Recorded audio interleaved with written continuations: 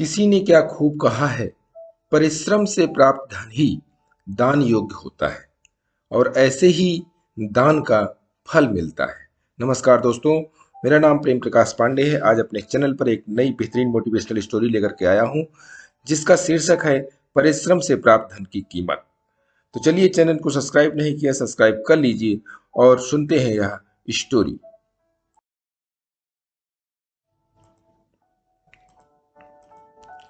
एक नगर में एक गरीब ब्राह्मण अपनी पत्नी के साथ रहता था। वह भिक्षा मांगकर अपना जीवन गुजारता और भगवान की पूजा में लगा रहता था। वह उतनी ही भिक्षा मांगता था जिससे उसका और उसके परिवार का पेट भर सके। उस नगर का राजा बहुत धनवान और ब्राह्मणों का आदर करने वाला था। राजा किसी भी ब्राह्मण को अपने महल से खाली हाथ नहीं जाने देता था।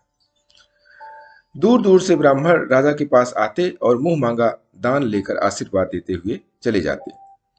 एक दिन ब्राह्मण की पत्नी ने ब्राह्मण से कहा कि दूर दूर के ब्राह्मण राजा से मनचाहा दान लेकर चले जाते हैं और तुम यहाँ एक दिन भी राजा के पास नहीं गए।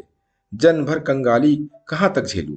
आज तुम जाओ और राजा से कुछ मांग कर लाओ।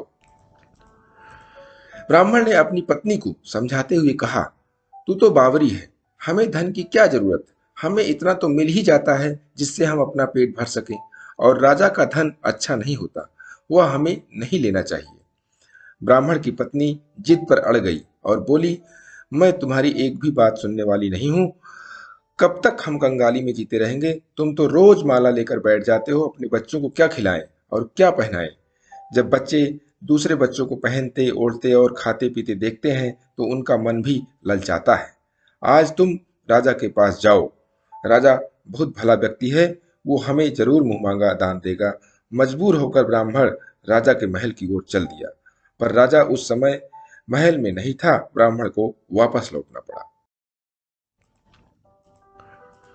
दूसरे दिन ब्राह्मण की पत्नी ने ब्राह्मण को फिर से महल भेजा, परंतु राजा फिर से महल में नहीं मिला। तीसरे दिन राजा महल में मिल गया और उसने ब्राह्मण का स्वागत किया, उसे आसन पर बैठाया और 2 दिन न मिलने पाने के लिए क्षमा भी मांगी। राजा ने कहा, मैं आपकी क्या सेवा कर सकता हूँ? ब्राह्मण ने कहा, मैं जो मांगू वह आप दे सकेंगे। राजा ने कहा, हाँ हाँ, कहिए, मैं आपकी क्या सेवा कर सकता हूँ? ब्राह्मण ने निवेदन किया, महाराज, मैं कुछ और नहीं चाहता, बस आपसे मुझे अपनी मेहनत की कमाई से 4 पैसे दान में दे दीजिए। ब्राह्मण की बात सुनकर राजा चौंक गया और सोचने लगा, खजाने में बहुत सारा धन पड़ा है, पर मैं मेहनत की एक कौड़ी भी नहीं है। राजा ने ब्राह्मण से कहा, आप मुझे एक दिन का समय दें, मैं कल आपको आपका मुंह मांगा दाम दे दूंगा। ब्राह्मण को खाली हाथ देखकर पत्नी बोली, क्या हुआ? राजा ने कुछ नहीं दिया? ब्राह्मण बोला, राजा ने कल देने के लिए कहा है। ब्राह्मण की पत्नी सोचने लगी, शायद इन्होंने बहुत सारा धन मांगा होगा और राजा को इसकी व्यवस्था करने में समय लग रहा होगा, इसीलिए कल बुलाया है। दूसरी ओर राजा ने अपने राजसी कपड़े बदलकर फटे पुराने कपड़े पहने और मजदूर जैसा भेष बना लिया। जब राजा की पत्नी ने देखा और कारण पूछा तो राजा ने सब कुछ बताया। रानी बोली, मैं भी आपके साथ चलूंगी। राजा के हाँ कहने पर रानी भी पुरानी साड़ी पहनकर आ गई। इस प्रकार राजा रानी मजदूरी की तलाश में शहर निकले। लोहारों के मोहल्ले में जाकर राजा ने आवाज लगाई, किसी को मजदूर चाहिए, मजदूर। आखिर एक लोहार ने उन्हें बुला लिया। पहिए पर हाल चढ़ाने की तैयारी कर रहा था। उसने राजा से कहा, देखो, तुम्हें पहले खलात धोकनी पड़ेगी और जब आग आ जाए उसके बाद घन पीटना होगा। और फिर रानी की ओर देखकर कहा, तुम्हें कुएं से पानी लेकर होंदी भरनी पड़ेगी और कोयले वाले घर से कोयला लेकर भट्ठी में डालना होगा। तुम दोनों को दिन भर में 2-2 आने मिलेंगे। अगर काम पसंद हो तो बोलो, नहीं तो अपना रास्ता नापो। राजा रानी लोहार के बताए काम को करने लगे। राजा खैलात धोकने लगा, उससे काम ठीक से नहीं हो पा रहा था। लोहार नाराज होकर राजा को ठीक से काम करने के लिए कहता। राजा जैसे तैसे अपना काम करने लगा। रानी भी कुएं से पानी भरकर लाने लगी। रानी के हाथ में फफोले पड़ गए। किसी तरह बड़ी कठिनाइयों से उसने पानी का हौज भरा। उसके बाद रानी कोयला लाकर भट्ठी में डालने लगी। कोयला भरने से रानी के गोरे हाथ और कपड़े काले पड़ गए। भट्ठी में आग आने पर लुहार ने पात भट्ठी से निकाल कर पहिए पर जमाई और एक घन अपने हाथ में लेकर और एक राजा के हाथ में देकर कहा, देखो बारी बारी से घन इस पर पटकना। हाथ इधर उधर न होने पाए। राजा जोर जोर से घन पटकने लगा, लेकिन उसका निशाना ठीक नहीं बैठता था। कभी घन हाल पर गिरता तो कभी पहिए पर। मजदूर का हाल देखकर लुहारिन बड़बड़ाती हुई आई और लुहार से कहने लगी, तुमने कहाँ से ये नौसिखिए मजदूर काम पर लगाए हैं? इनसे काम नहीं होगा।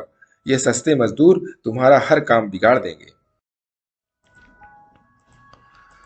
राजा रानी उन दोनों की फटकार सुनते सुनते अपना काम मन लगाकर करते रहे। घन पटकते पटकते राजा का शरीर पसीने से तर हो गया और जोर जोर से सांस चलने लगी। रानी भी पानी भरते भरते और कोयला झोंकते झोंकते थक कर चूर हो गई। दोनों ने पूरे दिन बहुत मेहनत की। लुहार ने राजा रानी को दो दो पैसे दिए, जिससे वह बड़ी खुशी खुशी लेकर महल आ गए। आज उन्हें पता चला कि मेहनत की कमाई कैसे होती है। राजा ने चार पैसे अलग रख दिए और अगले दिन ब्राह्मण को बुलाकर उसे दे दिए। ब्राह्मण राजा को आशीर्वाद देकर घर लौटा और ब्राह्मणी से कहा, लो मैं राजा के यहाँ से दक्षिणा ले आया हूँ।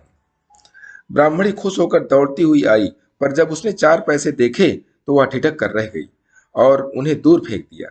वह जल भुनकर ब्राह्मण से बोली, तुम जैसे दरिद्र से राजा के यहाँ जाकर भी कुछ न मांगा गया, शर्म भी नहीं आती, कहकर रूठ कर चली गई और बहुत देर तक बड़बड़ाती रही। ब्राह्मण ने उन पैसों को उठाकर तुलसी के घर के पास रख दिया और सोचा जब ब्राह्मणी शांत हो जाएगी तो जरूरत पड़ने पर उठा लेगी।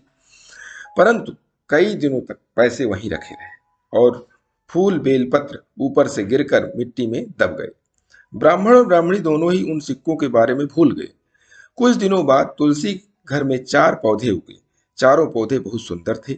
यह देखकर ब्राह्मणी रोज उनमें पानी डाल देती। 4 महीने बाद वह पौधे बड़े हो गए और उनमें फूल उगने लगे।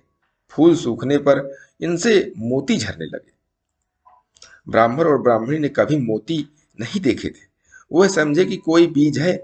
हर रोज कई फूल झरते और बहुत सारे मोती पूरे तुलसी घर में बिखर जाते। ब्राह्मणी उन मोतियों को समेटकर घर के एक कोने में डाल देती। इस तरह वहां मोतियों का ढेर लग गया। एक दिन एक सब्जी वाली आई। ब्राह्मणी को सब्जी लेनी थी, पर उसके पास पैसे नहीं थे। उसने सब्जी वाली से कहा, क्या तुम इन चमकदार बीजों के बदले सब्जी दे सकती हो?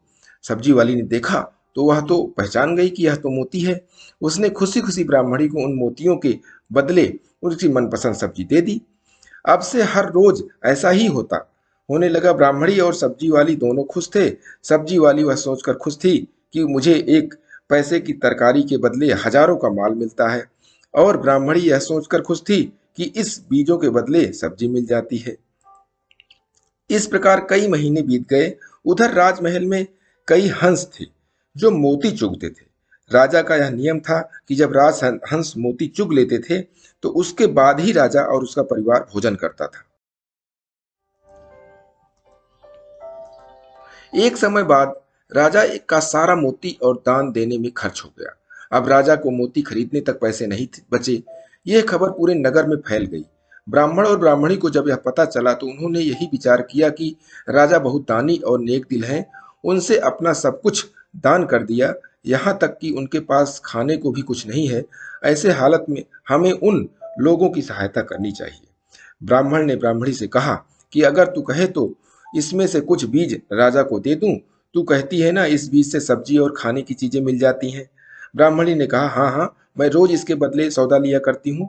ऐसा कहकर ब्राह्मणी एक टोकरी बीज भर लाई और ब्राह्मण राजा के पास पहुंचा और उसे वह मोती दिए और राजा को सारी बात बताई। राजा उन मोतियों को देखकर चौंक गया। उसने मोती राजहंस को दिए। राजहंस उन्हें चुगने लगे। यह देख राजा ने ब्राह्मण से कहा, एक एक मोती सैकड़ों रुपए का है। सच बताएं, आपके पास इतने मोती कहाँ से आए? ब्राह्मण बोला, महाराज, ऐसे बीज तो हमारे घर में बहुत हैं। और राजा को पूरी बात बताई। राजा अपने मंत्रियों के साथ ब्राह्मण के घर पहुंचे। उन चारों पेड़ों को देखा। पूछताछ में उन सिक्कों वाली बात सामने आ गई। जब पेड़ों को देखा तो उन जड़ों के पास वही सिक्के चिपके हुए थे। आज ब्राह्मण और ब्राह्मणी को मालूम हुआ कि जिसे वह साधारण बीज समझते थे वो लाखों करोड़ों की दौलत है।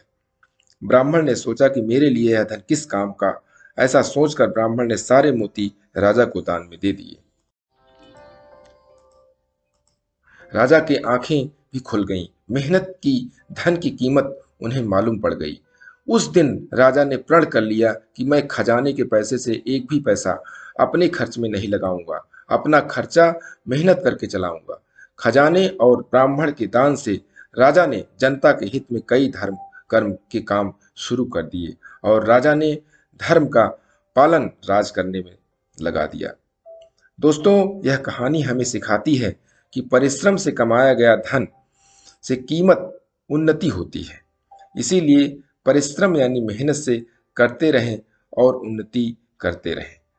दोस्तों, यह कहानी बड़ी जरूर है, लेकिन यह बताती है कि अगर आपने आज परिश्रम किया है तो उसका फल कभी न कभी भविष्य में जरूर मिलेगा और निश्चित है कि उसका अच्छा ही फल मिलता है। तो दोस्तों, प्रतिदिन सुबह एक नई कहानी, एक नई उमंग से करें दिन की शुरुआत।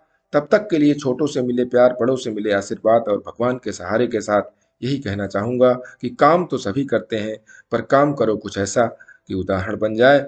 स्टोरी अच्छी लगी लाइक कीजिए, शेयर कीजिए। अपने इष्ट मित्रों में कोई कमेंट्स है तो कमेंट्स बॉक्स में कमेंट्स लिखिए और चैनल को अभी तक सब्सक्राइब नहीं किया सब्सक्राइब कर लीजिए और नई नई बेहतरीन मोटिवेशनल स्टोरी पाने के लिए प्रेस बेल आइकन।